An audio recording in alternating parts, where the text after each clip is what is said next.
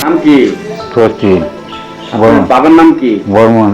বাবা মা ওখানে মাটি দিয়েছিল ছিল। আর আপনার দেশে বাড়ি কোথায় গেলে? চেন্নাই।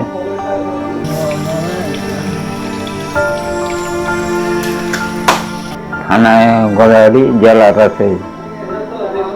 জেলা রাজশাহী। রাজশাহী।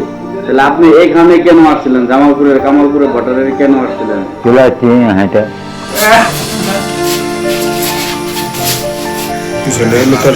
হাইটে চলে আসছেন?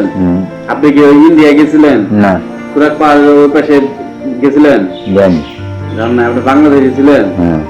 আপনি 2 বছর ধরে নিখোঁজ, বাড়ি থেকে আসছেন 2 বছর আগে।